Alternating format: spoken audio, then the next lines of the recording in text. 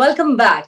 Ladies and gentlemen, next is a panel discussion on startup ecosystem empowering and transforming India.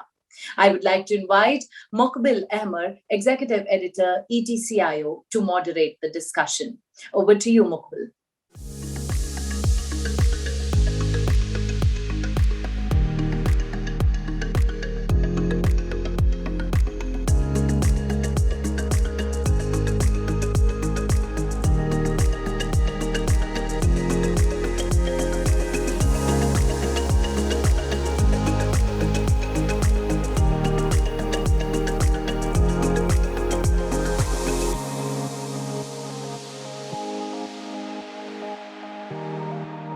Hello, everyone. I welcome all of you to this exclusive panel discussion organized by the Economic Times. My name is Muqbil Ahmar. I'm the executive editor at the Economic Times, ETCIO. The topic for today's discussion is startup ecosystem empowering and transforming India. Now, according to the Economic Survey 2022, at least 14,000 new startups were recognized in India, up 20 times in the past 5 years. The country has become the third largest startup ecosystem in the world after the USA and China. A record 44 Indian startups achieved unicorn status in 2021. Now, this has taken the overall tally of startup unicorns in India to 83, with most in the services sector. Now, India has more than 61,000 startups now recognized by the Department for the Promotion of Industry and Internal Trade, with at least 14,000 being recognized very recently. So we see that there has been a stupendous growth of startups in India. In fact, the Startup India is a flagship initiative of the Government of India intended to build a strong ecosystem for nurturing innovation in startups in the country. And all that is aimed to drive sustainable economic growth and generate large-scale employment opportunities. With market sentiments favorably inclined towards startups and the large base of scaled startup companies at the end of 2021, the startup unicorn tally is scheduled to go beyond much, much more. However, the COVID-19 was the black swan event of the 21st century. However, India's entrepreneurs have responded very suitably to the pandemic by reimagining their businesses and bouncing back in the face of adversity. And there couldn't have been a better time to discuss all this, because for today's discussions, we have a very interesting lineup of extremely knowledgeable and insightful speakers, all of whom are very, very senior officials. I would like to take this opportunity to introduce our speakers. It is my pleasure to introduce Mr. Jitendra Vijay, Chief Executive Officer, MeitY, Startup Hub, Government of India; Deepthi Ravula, CEO, B Hub, Telangana; Kritika Director, 10,000 Startups, NASSCOM; Ajay Kumar Thakur, Head, BSc, SME and Startup, Bombay Stock Exchange; and last but not the least, Mr. M. Nagarajan, Commissioner of Higher Education, Government of Gujarat. Now, gentlemen, I would first really want to come to Jitendra for his opening remarks. Thank you so much for organizing this session today. I think it's very important to have the voice be heard outside, and all these interactions allow us to share the success that our economy and our country is facing today because of our startups. As you very rightly mentioned that in the last 2 years, though our society and economy has been facing a challenge because of the COVID pandemic, nonetheless, our startups have shown the resilience to find the hope and the light even in the darkest of the days. When they couldn't go out to meet their customers, they worked on their product. They pivoted from building products for their industry to working on solution to address the needs, be it in the PPE, ventilators, oxygenators, or any other kind of resource and support needed during the time of pandemic. And what we have realized is that not only these startups created something, but it built a culture further. It empowered and it created a confidence level which didn't exist before, that India by itself can do a lot. As our Honorable Prime Minister says, Atmanirbhar Bharat. And it's his vision 5 years ago that started this wave, which changed the culture of our country, made a risk-averse society, a collective nation, into more of individualistic risk takers.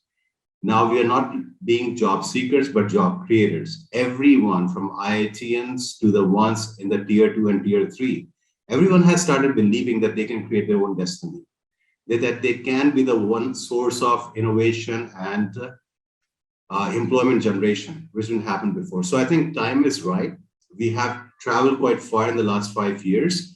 But as we say, a child is only 5 years old. It hasn't learned to run yet, right? It's just starting to walk.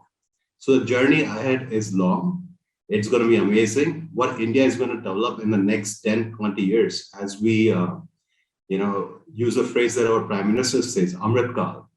So India at 100, what it will be, is going to be defined by India where it is at 75. And the next 25 years are critical to reposition India being a leader on the world forum, not only in politics and economics, but also in innovation. So really looking forward to this session today and hearing what the panelists have to say and their views. Thank you. Absolutely wonderful points and observations coming from Jit, where he spoke about, how the start has really been with a bang. And although there is a whole journey to be conquered and undertaken, still the beginning has been stellar. At this point, I would really want to bring in Mr. Nagarajan. Very good evening. Good evening, Mr. Nagarajan. So your views on this, Mr. Nagarajan? Yeah, startup and innovation is very important growth engine for the country.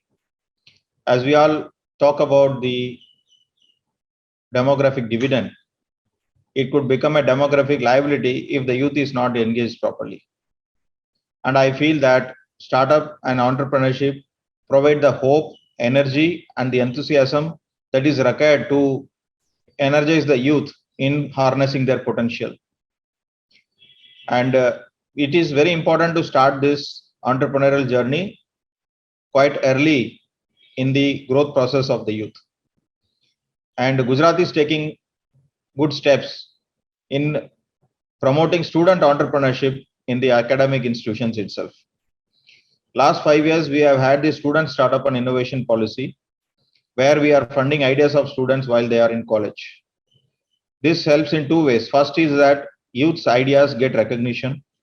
They get a sandbox environment where they are able to work on their ideas with the support of their teachers who act as mentors. And then there is an institutionalized way of looking at startup and innovation movement while they are doing their academics. This helps the students to leverage their ideas and become a true entrepreneur without getting a lot of collateral damage, I would say. And by the time they are finishing their college, either they are succeeding in their ventures or they are gaining enough experience of being an entrepreneur. Research has proven that taking up entrepreneurship increases the locus of control of the individual. That way, we'll be building a confident youth who can take forward and work on the challenges this country faces. When we are talking about startups, we should have our own definition of startup, like finding local solutions for the local problems by the local youth. So startup should not be limited to only few cities. Every town, every village, every taluka should have this ecosystem, and riding the academic institutions helps us in building this diversified and inclusive ecosystem. So an idea from a tribal student or from a hard to reach area also can be supported and funded through this. So far, 5,500 ideas have been funded, and almost 1,000 startups have been formed out of it, and more than 200 have got good market traction and making revenue of 1.5 crores, 2 crores and all. And many of them have gone on to get angel and VC funding also. All this is happening with the government funding, which is the grant capital.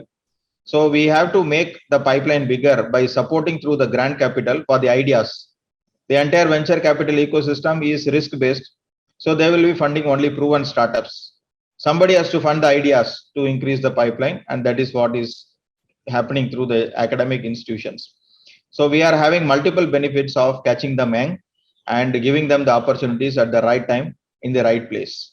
So with this, I complete excellent points made by you, Mr. Nagarajan. That, and I totally agree with you that innovation and entrepreneurship will be the two engines which will decide the future of this huge nation, which is full of youth, and the need to channelize them, and also the need to make this entire movement very inclusive and really take it to the grassroots level. Now, sticking on to you for the time being, Mr. Nagarajan, do you think embedding this kind of a culture, the startup culture and ecosystem, this has the potential to deeply transform public sectors, for example, education? Yes, it has potential of transforming every sector. I would say that the kind of ideas that have been funded cover each and every sector. So we have a practical experience of social enterprise startups, local enterprises, and deep tech startups. Problem statements of agricultural farmers, rural problems have also been addressed in this. And even for a lot of startups have come up for Divyang students and all that, and arts-based startups have also come. So that way, there is a very diversified team working on different ideas, and that helps in bringing the diversity that is much required for the ecosystem to actually develop in a balanced way. So I think it is pretty need of the hour. I totally agree with you that a diversified approach is the need of the hour, particularly if we want the development of an ecosystem around the entire startup phenomenon. Now, coming to Jitendra. Jitendra, how is MeitY Startup Hub helping in building the startup ecosystem? And what are your views on it? Thank you so much again. I completely agree that, and our minister also says constantly that entrepreneurship is not a privilege for the college graduates only, but it's a right of every citizen of India. Wherever they're located, they should have access to the resources. The resources should be accessible, affordable, and available to everyone, whoever needs it. Now, MeitY has been working diligently, like most of the other ministries of the central government, as well as most of the states. So at the Ministry of Electronics and IT, we have various schemes that we have launched, all the way from idea level, where we award grant for idea validation, to prototype development funding. Then we will give commercialization funding of up to 40 lakh rupees to a startup. And last quarter, we funded 44 different startups with that money. And this quarter, before March end, we'll be funding another 50. After that, one thing that we have realized is that, in India, there's a lot of startups at early stage, and the incubator ecosystem has been developed a lot. But scaling the startup requires that we need to engage more partners and focus on acceleration funding now. So we launched a new scheme called Samrid, under which 300 startups will be funded for acceleration. And in that, we are not only partnering with academia, but looking at corporates, looking at funding platforms like Let's Venture and others, who have the residential expertise in scaling companies. So we are partnering with them to help these young fledgling startups scale up. After that, we have something called EDF, Electronic Development Fund. It's a fund of fund managed by Can Bank, which invests in VC fund, which invest in electronic and hardware startups. Because those startups don't get a lot of investor love. Unlike SaaS and software startup, electronic and hardware startups don't get a lot of funding. So we have a fund of fund focused on that. Now, that's just purely from the funding ecosystem. Through that, we have supported 51 different incubators across India, Northeast, Southwest, Central India. We have 26 different Center of Entrepreneurship and Excellence under STPI and NASSCOM and other places that we have funded. Multiple accelerators that we have funded. Also, we have an IP reimbursement scheme whereby we reimburse up to 15 lakh of funding for patent filing. Because creation of innovation is a first step to creating entrepreneurship, right? At least in deep tech area. So aside from the funding and the assets that we have created, MeitY also has five different bodies focused on testing, certification, and equipment provision for startups. So these are just the in-house resources that are focused on startups. Aside from that, MeitY Startup Hub is focused on building the community of communities, because startups, government can only provide the enabling environment. It cannot scale companies by itself, right? So now we are working with engaging more and more investors, more and more corporate partners. We do a lot of international expansion program for our startups. So we are doing program in France, Germany, UK, Australia, a bunch of different countries that we are doing an international expansion program for our startups. Also, we are working with all these VC funds as well to help them raise money for our startups. So these are some of the ways that we are trying to. And one more important thing before I forget, we are looking at government as a customer for startups, and it's really hard to crack government as a customer. So we work with various ministries to sensitize them, orient them towards seeing startup solution as a product for them. So we are working with BSF. We have done a challenge for them to find anti-drone technologies, underground tunnel detection technologies for startups. We are working with SEMA, SSB on defense procurement as well. We work with Ministry of Health and Family Wellness. We're working with railways. So various ministries we are engaging to see how we can get startups access to them.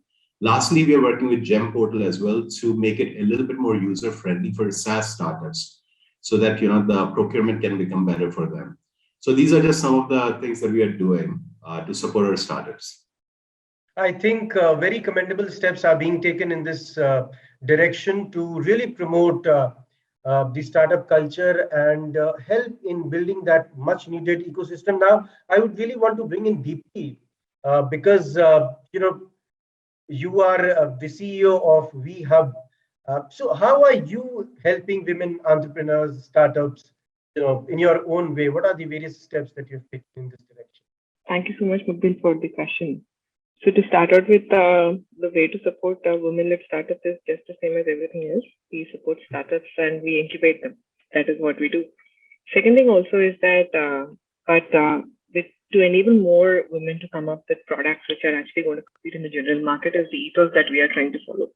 Because one of the changes that we've seen is for more women to be part of the startup conversation and so much more, because many of the customers are actually the people who make the decisions are mostly women as well. So we are actually trying to make sure that, we are on both sides of the table. So one of the big things that we are actually trying to do is making sure that, more and more women-led startups can actually be part of the growth story of the country. Second, and actually one of the bigger things that we're trying to do is raise the bar. To have more women, the goal is not to say, we have a quota, we have a vision, but to make sure that, we have a process by which we keep the bar high and higher and enable more women to be part of this conversation. And as part of that, that is something that we've been doing at VHub for quite some time. So we run a lot of incubation programs, and the presence and participation of Nagarajan and also Jit and everybody actually showcases the focus of various state governments and also the central government on promoting innovation and startups. So I don't think I have to, after they have spoken and so brilliantly, I don't think I'll have to touch base on that. But one thing we are trying to do at VHub in Telangana is making sure that more and more students become the funnel. Because see, as Nagarajan sir mentioned, there is a focus on student entrepreneurship. But students also, we are actually going a little bit, earlier as well. We are focusing on a program known as Earlypreneurs, where we are working with 100 girl students from about 6 schools in Hyderabad and about 4 other schools from Jammu and Kashmir, Assam, Bangalore, Bombay, and also Chennai to understand data science. So we are actually even going lower to create a funnel because, we can't suddenly get women entrepreneurs if we're actually not tackling the problem, right? So that is something we've been working on quite a lot in detail. Second thing also is, there's a lot of ad hoc support that is there. I will not talk about urban or women or whoever startups, but the point is there is a lot of ad hoc support that is being given by many of these incubators, accelerators, as Jit was mentioning. So one of the other things we are also looking at is how do we ensure that, it becomes like a nice a value chain where any startup who enters gets all the support that they need and they exit out. So those are the two things that we are doing at here in Telangana. And yeah. Wow, that's great. I particularly liked that part of the talk where you touched upon the slightly, however, the various challenges that various startups face systematically or otherwise. Would you like to elaborate on this?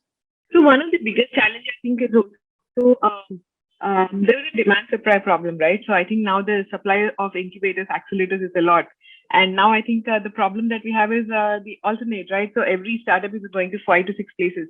So how do we make sure that, we utilize our resources better is I think the problem that I think we are all trying to tackle, because let's say we have a startup that has approached us and then given that we are connected to, let's say, I have in Gujarat, we reached out and found out, they're also there.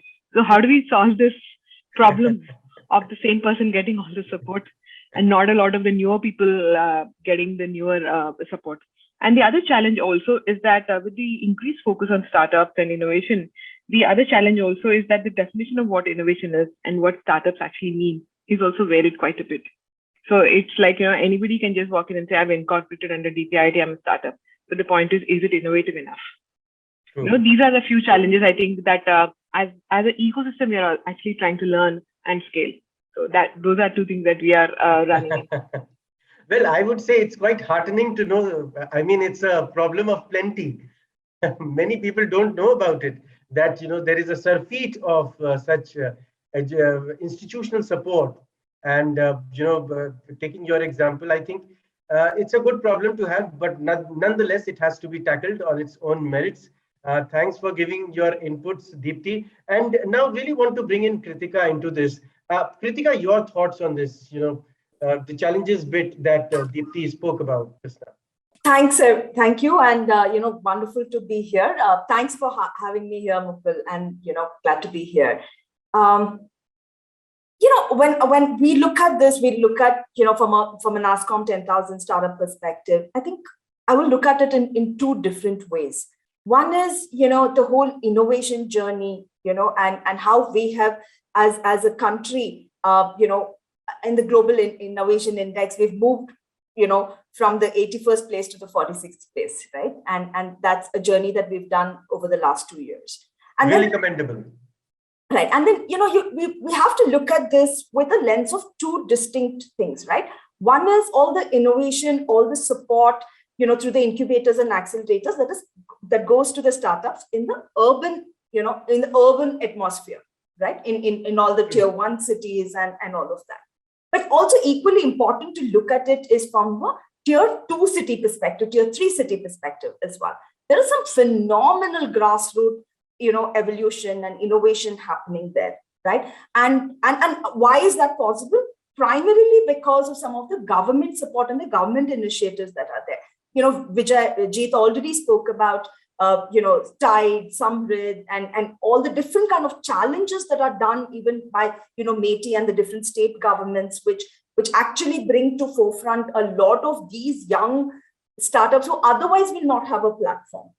Right. And, to reflect on Deepthi's point on saying that a lot of the startups go to different accelerators and, it is true. It is true from a very urban, very urban kind of a situation. But if you look at some of the other incubators and other accelerators in tier 2, tier 3 cities, right, they need a lot more support in terms of from the ecosystem players like us.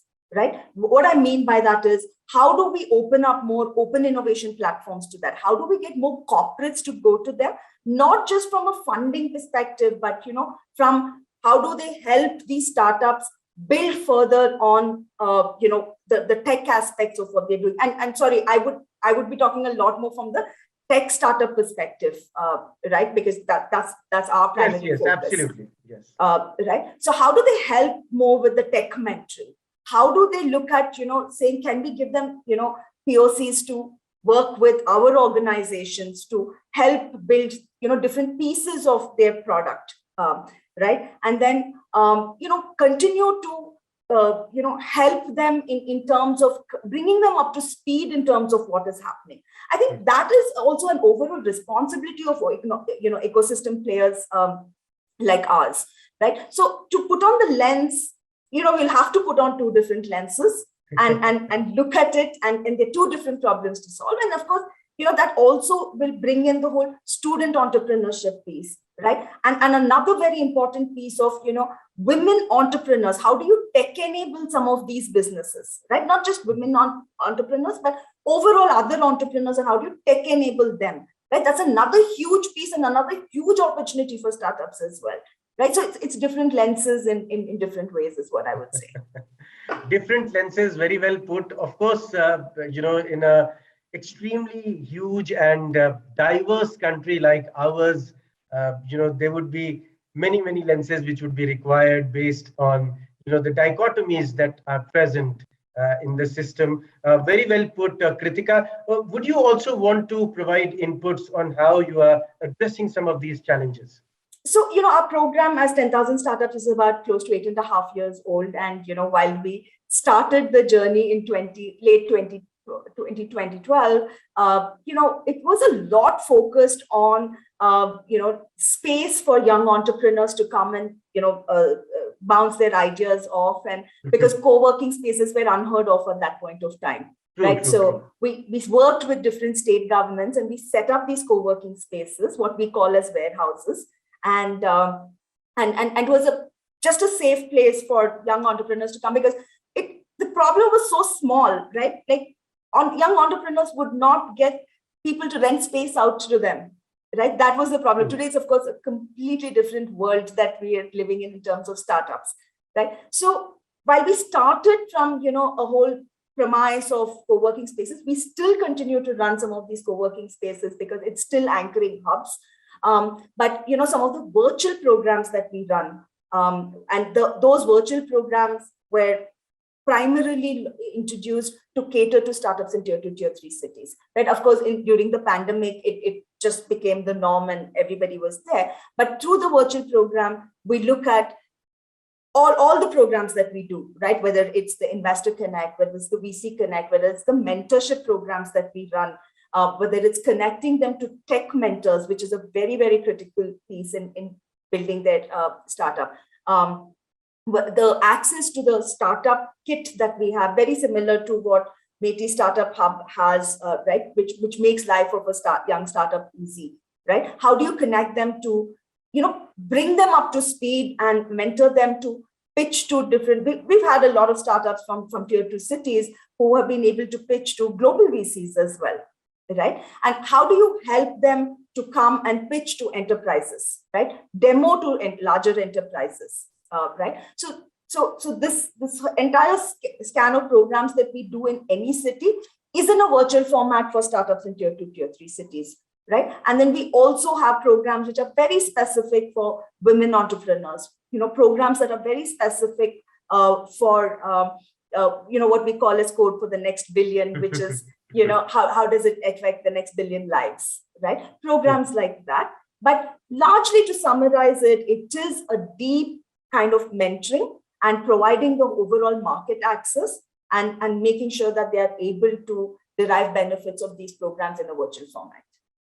Absolutely. And I think that, ensuring that those benefits are finally reaped, that should be the ultimate goal. And very well put. I can totally agree with you that the digital or the virtual format has had a very remarkable role to play in really connecting these dots, which can go a long way towards connecting the various elements and the various players and actors that are active in the startup ecosystem, all of which are very important by their own means.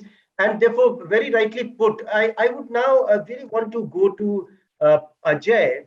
Ajay, you've seen, how Kritika spoke about, that the entire, everything has changed. I mean, from about, say, 15 to 20 years back to what is now. I mean, there is a palpable buzz about entrepreneurship and startups.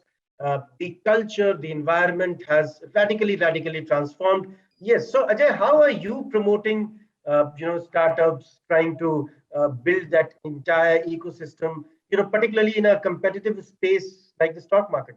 See, the startup ecosystem in last 10 years has grown like anything. Government focus has gone up substantially. There is NASSCOM, there is ETCIO. There are government focused departments which are both at the state and the central level who are focusing on the startup ecosystem. And if you see the statistics already, you have also mentioned about that. Today we have got 61,400 startups. Almost we have got 83 unicorns having a valuation up to $77.77 billion.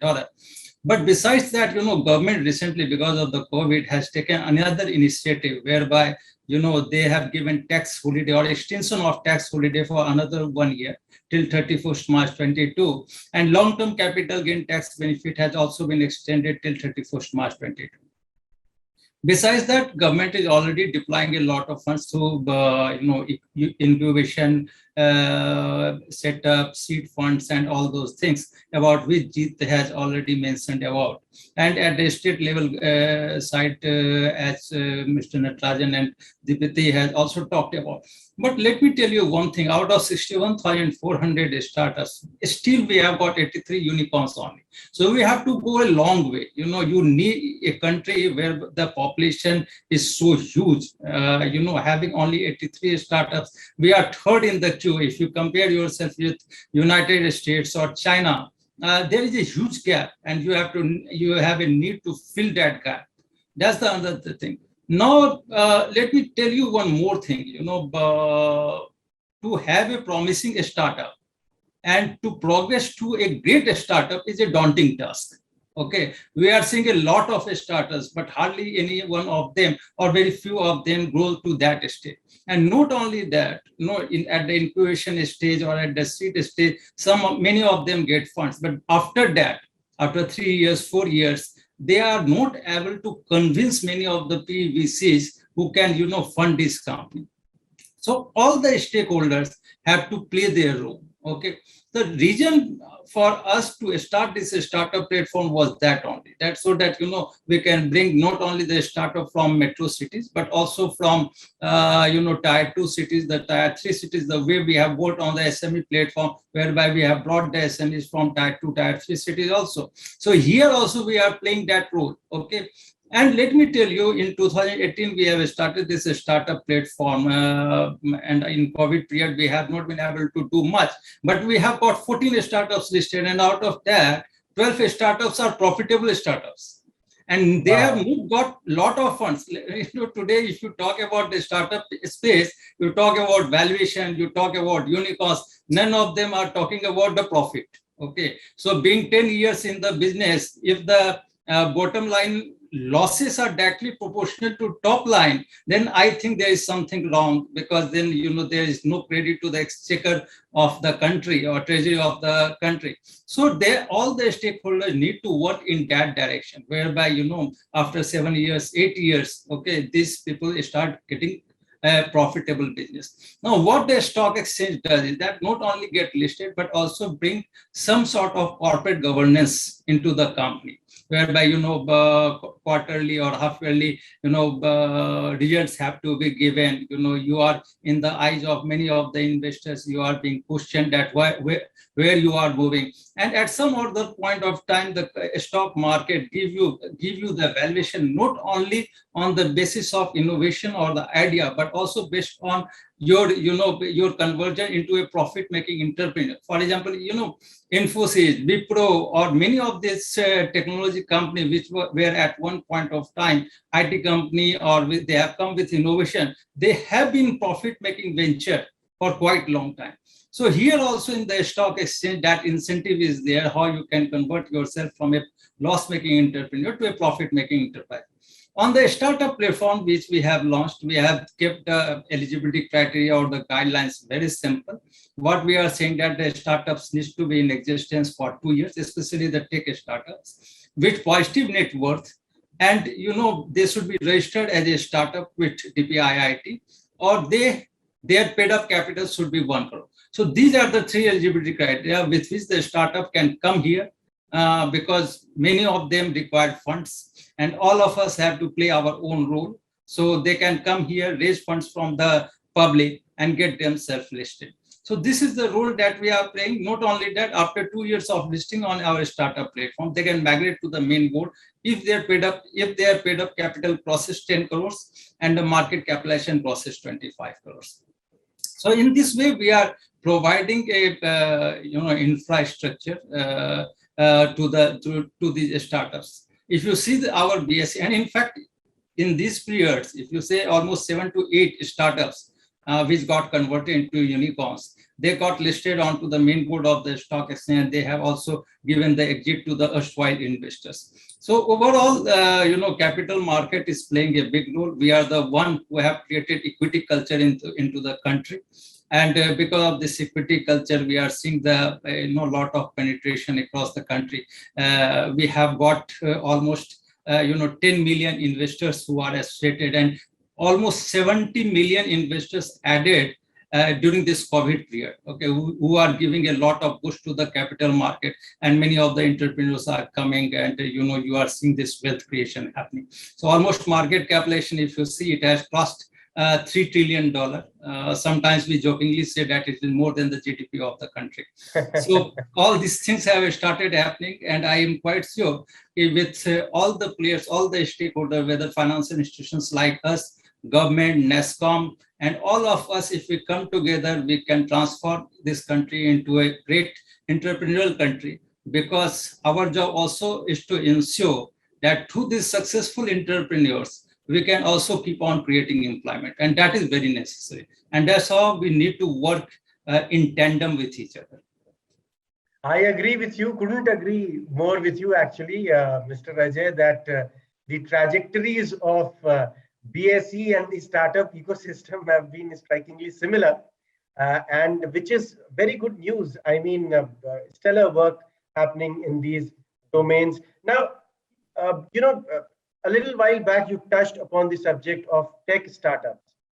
I mean, the way the technology landscape is changing, and particularly with the emergence of several new technologies coming into the picture, like cloud has always been there, artificial intelligence, blockchain, and all of that. A lot of very interesting things, Internet of Things. So, what is your view? I mean, how do you view? What is your vision? How are these startups really leveraging these emerging technologies, and trying to contribute to the economy and empower the youth, particularly in niche sectors like you? Because as Jeet pointed out earlier, I mean, and also Mr. Nagarajan, that innovation going forward will be the key to success.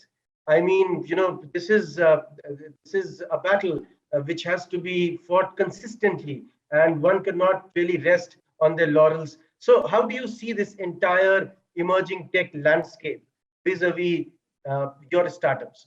We can't segregate innovation with the tech startup or non-tech startup. In any business, if you want to succeed, you have to continuously innovate and keep an eye on your competition. The business is something where, there is a cutthroat competition, always. Okay, by the time you have reached to a height, there will be some other who will come and disrupt your market. So as far as your question is concerned, how the new technology, I think, today the new startups or new entrepreneurs are in the best times. Okay, you have got the best of the technologies available.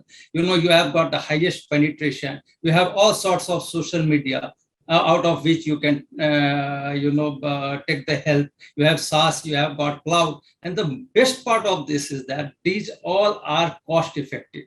And most of the suppliers, they are, competing with each other to provide the best of the softwares. Not only that, but in a very cost-effective manner.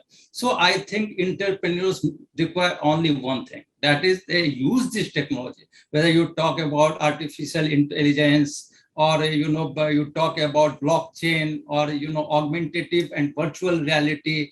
So there are many names. I'm not a tech guy. I can't keep on taking many of the time. By the time I tell you, I will forget it.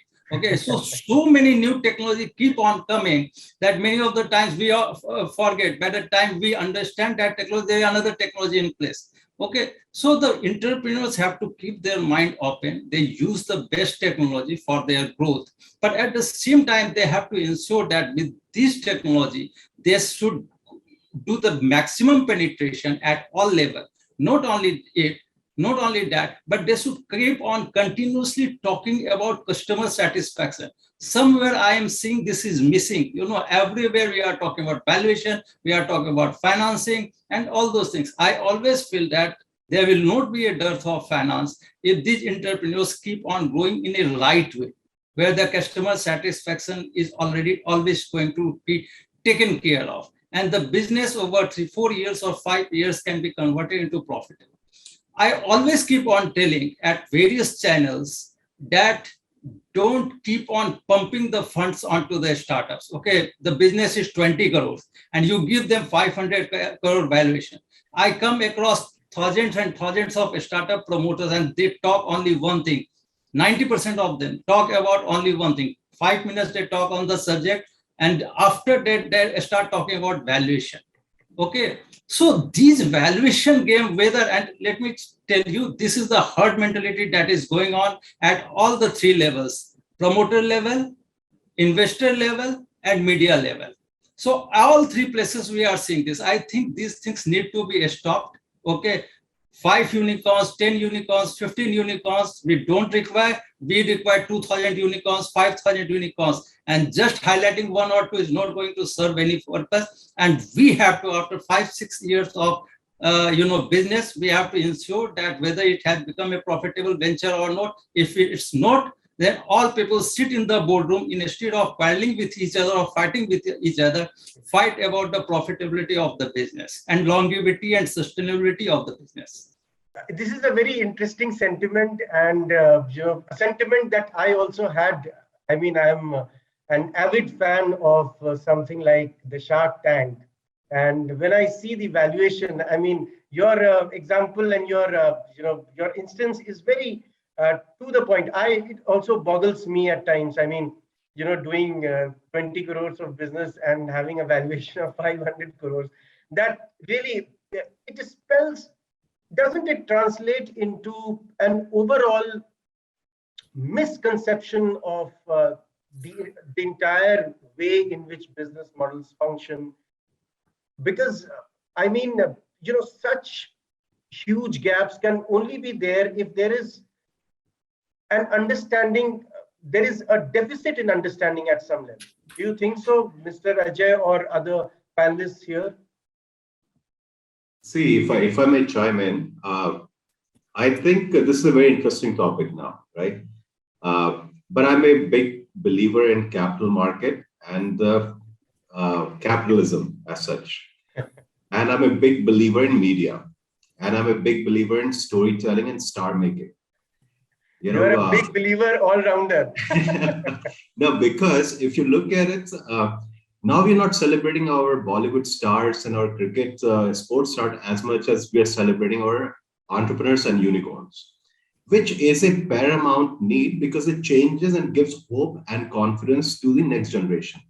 So media's role of sharing these stories and for us to be talking about is very important, right? Because in philosophy, as we say, if the tree fell in the forest and no one saw it, did it really fall, right? So we need to popularize these things, right? But perception builds performance as well over time.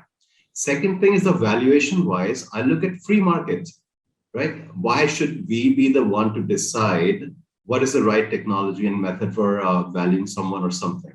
Market is deciding it. Public markets, of course, you do comparable multiples, trading multiples, stock market is very efficient, but the investors are, definitely capable of making that understanding.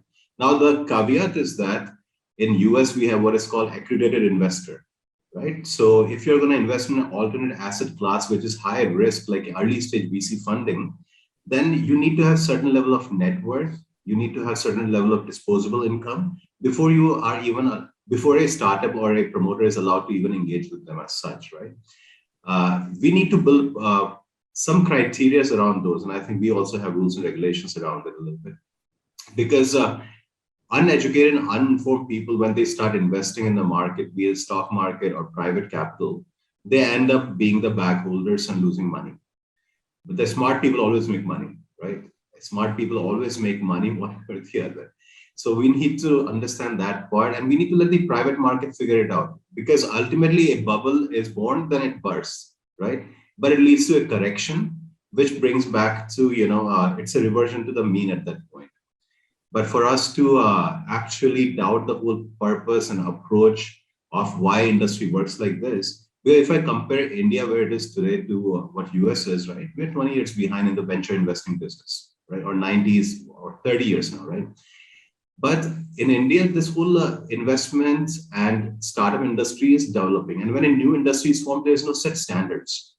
There is no standard of performance. There's no standard of investing. There's no standard of evaluation. But now in the next iteration or the next 5 years, these things will get refined. People will understand. And so I think it's the course of nature that things evolve over time. And I think we're at that point where these kind of conversations allow us to raise the questions and then maybe come up with some better definitions. Because what is an incubator? We are still figuring it out, right? What is a startup? What is an innovation? We are all still trying to figure it out because everything is so diverse in our country. Anyway, that's my 2 cents on Absolutely, it. I totally agree with you that it is these are the forums where a lot of such minute refinements can happen. And I would totally agree with you. One point that has been made by Jeet is standardization, which would lead to a better alignment of the hype versus reality debate. Your views on this, Deepthi? I mean, it is quite interesting. I think there's a lot of great points from Mr. Thakur and also Jeet. What they both said is actually right? So one of the things that I was actually very taken by what Mr. Thakur mentioned is that, we are talking about 1 or 2 unicorns, which is very important to celebrate them because, it actually, in India, there is a lot of need for generating alternative employment, because otherwise the government becomes the only employment generator and millions and millions of people rely on it. And there are needs to ways to create alternative employment. But one of the key points that Mr. Thakur was actually making is quite important. All these unicorns, how many jobs have been generated? Given that, Mr. Nagarajan was speaking about, the server speaking about how much investment is going into it.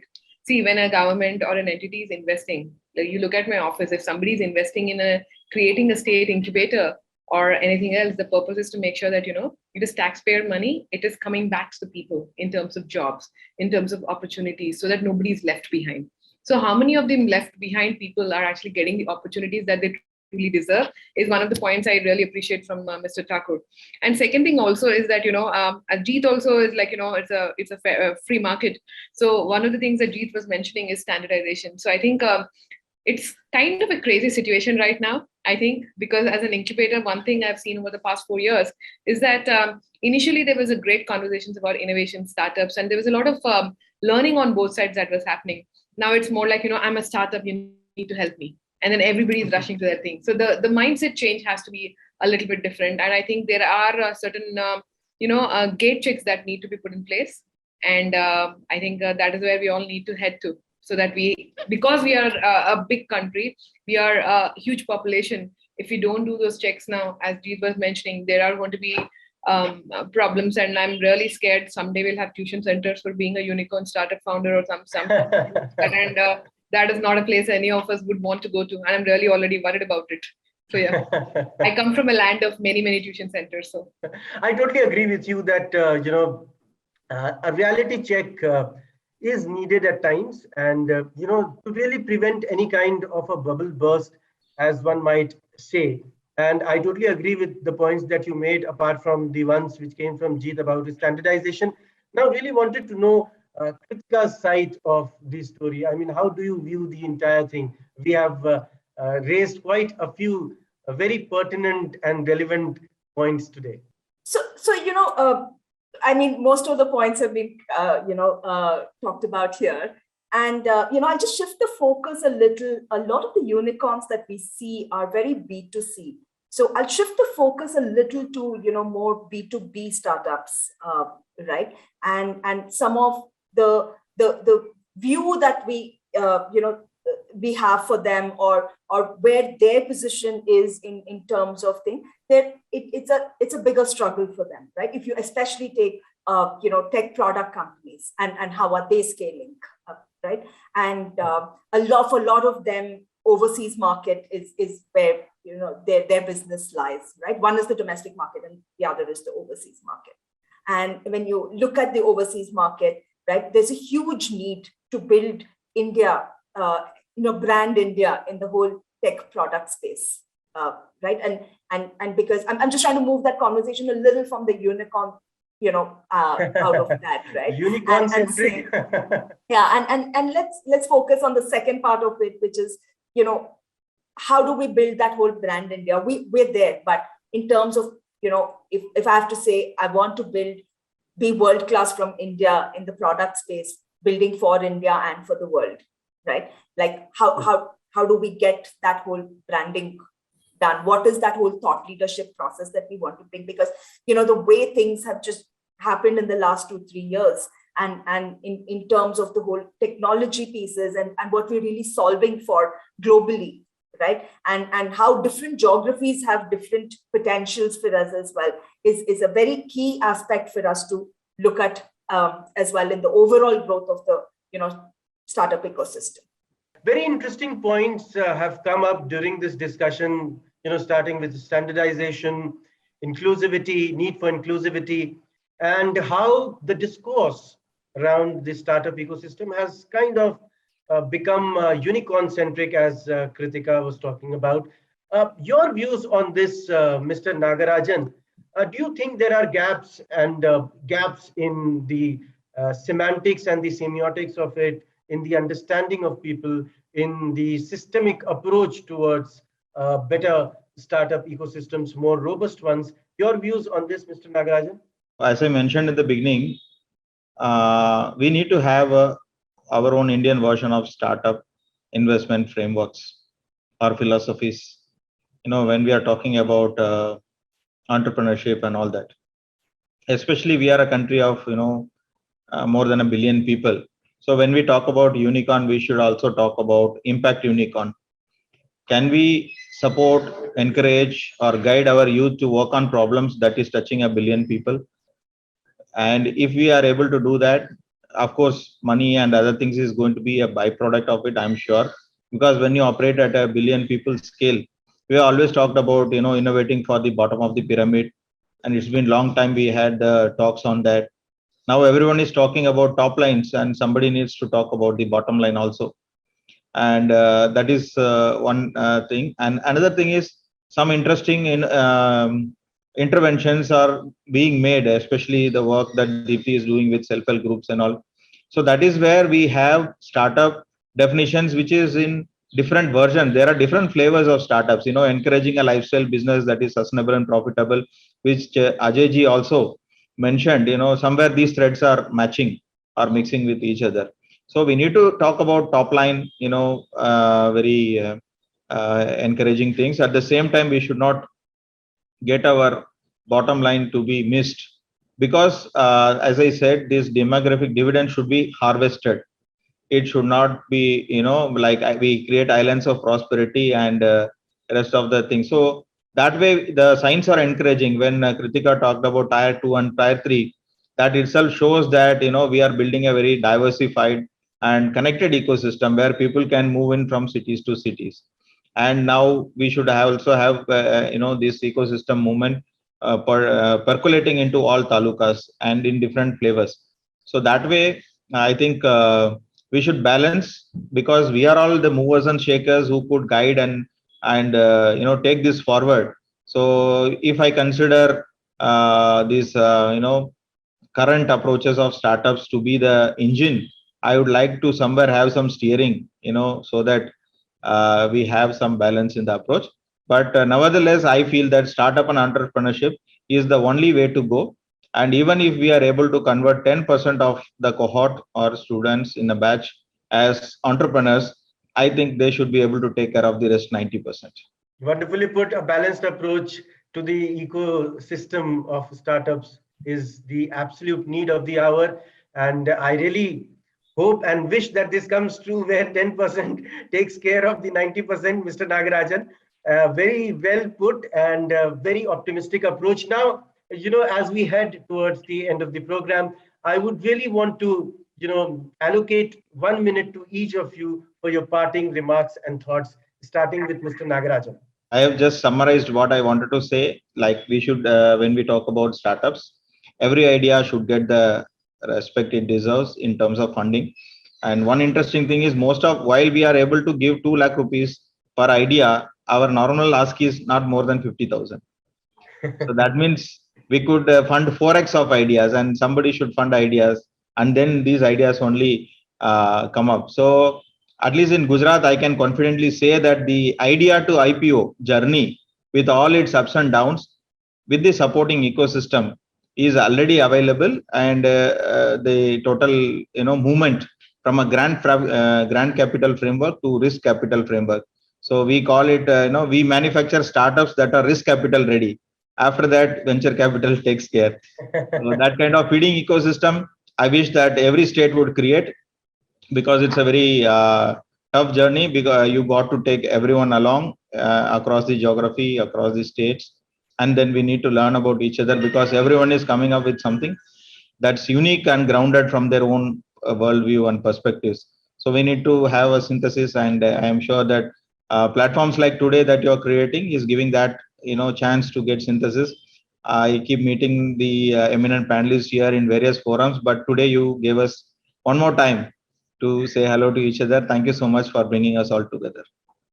Wonderful points coming from Mr. Nagarajan. I would agree that, and I think the entire world would agree that, the journey from the idea to the IPO is indeed a tough one to undertake, and one needs to take along all sections of the society because the country is so diverse, and also because it would encompass a wide spectrum of perspectives. Jeet, your turn. All right, thank you so much. One thing I would want to mention first is that we have a Ministry of Electronics and IT here, and we have the stock market. So mainly the discussion has been around technology and money, right? But if you go out to the other ministries, which I'm sure you have done with the other panel, so every central government ministry and a lot of states also are doing that, supporting startups across all the verticals. You look at Atal Innovation Mission, they have tinkering labs in schools, right? They have tier 2 ACIC, Atal Community Innovation Centers. You look at BIRAC, they are funding health tech startups purely on that.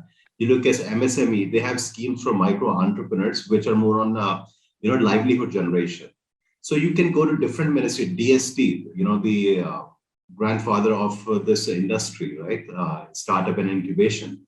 They are funding it. So every ministry is doing it, but they all have their stakeholders that they're catering to, right? Every ministry has their own portfolio. Now, having said this, I want our startups to know this part, that government at every level is working, has allocated a lot of resources. Deepthi is a great example of what is happening in her state. It's remarkable work. And Gujarat is another model example of the ecosystem that has been built. Kritika and NASSCOM, because she's heavily involved in deep tech and other domains. So they are doing things which we will realize later, the enterprise play that they're working on. So for our startup, the point is that there's a lot of funding, there's a lot of infra, there's a lot of connect, a lot of experts, and government is focused on supporting it. And all these players are supporting it. And we are a plethora of opportunity because India has such a long way to go, right? It's a rainbow of opportunities from fintech, agri-tech, medtech, health tech, you name it, defense tech. There's an opportunity in every space. So just reach out to the community and all these centers where Deepthi will have more problems, more startups will come to her. So, but like there's a lot of opportunity. Need to reach out and engage and take advantage of the resources that the government is committing. Thank you. I would agree that there is a lot of opportunity, but I would disagree that all we have talked about is tech and money. Not at all. Deepthi and Kritika have raised very pertinent and interesting points. Your turn, Deepthi. See, one of the things about being on a panel, which is super awesome like this, is that we have very little to add. So I'm always awed by whatever Nagarajan sir speaks about, because there is a holistic, entire end-to-end perspective that sir brings. And Jeet always, it's so inspiring to hear from him. But to add to what sir has mentioned, see, one of the things that we are also trying to do, and I think Jeet and Nagarajan sir have been here and we've been there, is that we are actually collaborating a lot more. I think that is one of the biggest things we all need to do. See, government in itself, there is state and central, but the thing is, one thing all governments agree on is to make sure that India should become the startup hub, right? We all agree on that. So one of the things that we are working towards, and we hope that more and more of us can do, is number one, make sure that we work together. Second thing also is that the focus should be highly, I think, on not making tech a vertical anymore. See, I mean, there is no world, I think now with COVID, what we've learned is that, there is no company which exists without having digital intervention. So I don't know why we are still focusing on tech, non-tech and tech is no longer a vertical. It's a horizontal. Like it was like IoT, it's passe now. Tech as a vertical is a passe, right? So what else can you do? And third important thing also is that one of the other metrics, and as Nagarajan sir actually did mention, is that how more and more startups are actually becoming more VC ready. I think that is where we need to put all our energies on, all of us, not just not just incubating them, not getting them the VC funding only, but also how do we make sure that they are risk ready. Because today itself we had a pitching session where we had 6 startups and 4 of them said that we are a startup, government needs to help us, you have to give us money. It's all cool, but the point is where is the investment from the entrepreneur themselves? Because where is the hunger when we are doing everything else? I think these are a few things that we all need to work on, and I'm really looking forward to hearing what Kritika and Thakur sir also have to say. Yeah. Deepthi, just a small interjection that I agree with you that this dichotomy or this classification of tech, non-tech is actually is not relevant anymore. Going back to what Forbes said many years back, that the company of tomorrow, every company of tomorrow will be a technology company. Moving ahead to one thing I want to really quickly add, I know we are way beyond time, is that the problem is a lot more glaring in women entrepreneurship. I'll be very clear. So as Nagarajan sir said, we work with a lot of tier 2, tier 3 women. See, the problem that I'll tell you a small thing. I'll leave you with this last line. When we talk about urban startups, many of the conversations that we have are how do we go forward? When it comes to tier 2, tier 3, how do we empower them? I think I'll just leave you with that thought. We need to get over that bias in our own head. How do we democratize entrepreneurship and innovation is what we need to think about. And take away the word called jugad. Absolutely agree with you that going forward, the strength of any nation, any country would depend on the democratization of technology, democratization of entrepreneurship, democratization of capital. Very well put, excellent points coming from Deepthi. And now going on to Kritika. Most of it has been said,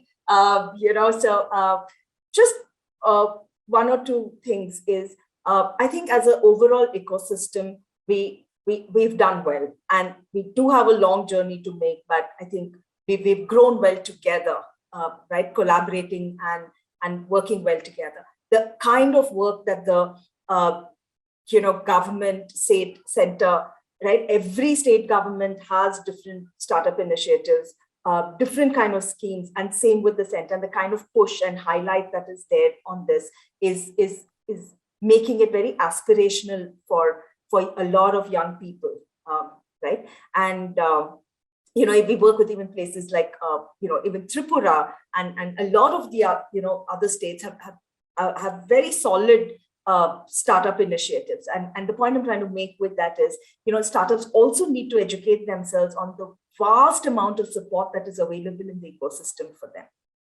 Sure. Right? Different kind of schemes, different kind of challenges, different kind of benefits. And how do they educate themselves about that and build the right network and reach out in the right manner is very critical. I would just flip it around from that side. Very important points coming from Kritika. I totally agree with you that, there is an aspirational element attached to it now, and which we see in the form of various media products and channels. Now, really, it seems like the last word will go to Mr. Ajay. But it's very interesting to hear all the views. And let me tell you, in all these panels, I learned a lot. And I am not an entrepreneur as such, but after hearing all you people, I also keep on expressing. And let me tell you, in last 10 years, I have met 36,200 entrepreneurs across the country, and personal one-to-one meeting, and almost talked on 2,500 events. India is a great country. First of all, we are no longer, is seen as a country of snake charmers. We are at a very sweet spot where, every day new entrepreneurs are coming, lot of new ideas, and we are the most intellectual people. The problem is that, any entrepreneur should stop thinking that entrepreneurship is a very easy journey. It's one of the most difficult journey, let me tell you. And these entrepreneurs should keep in mind, entrepreneurship is not a. And let me tell you, they should also understand that only funds is not going to serve the purpose. There are millions of ideas floating, but most of the times what I found that entrepreneurs don't know how to monetize it. Okay, That's the one thing. Second thing or third thing I can say, that idea doesn't make a business a very viable or very good business. Sometimes I see that great ideas don't make good business, but average ideas also make very good business. So one need to understand very well that when you are doing a business, idea is just a small part of it. We can tell the promoters that it's a great idea. But many of the entrepreneurs come to me and say that, sir, I have won this award, that award, we have got awards from the government, from the private bodies. And 5 years back also their turnover was 1 crore. Today also the turnover is 1 crore. So there is some huge gap in between.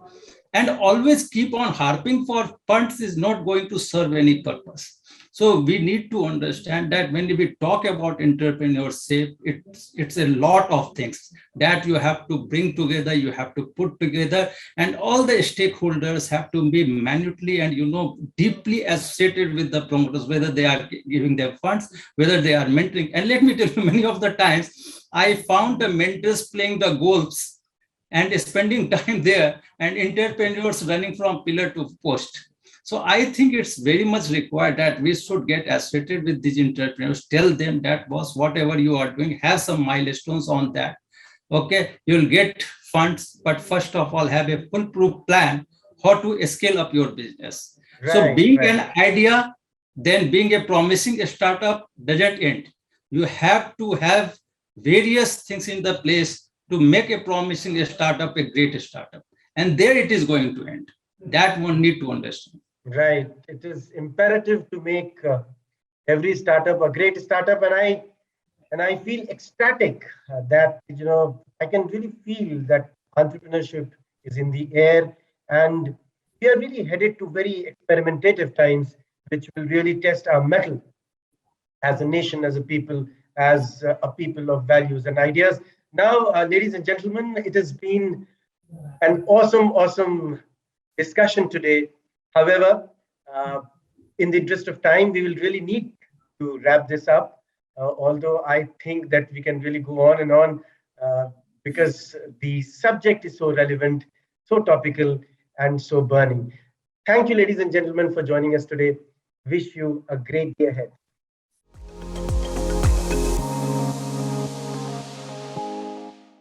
Thank you, panelists, for delving deep into the discussion and giving us valuable insights. Now we'll take a short break, everyone. Stay tuned.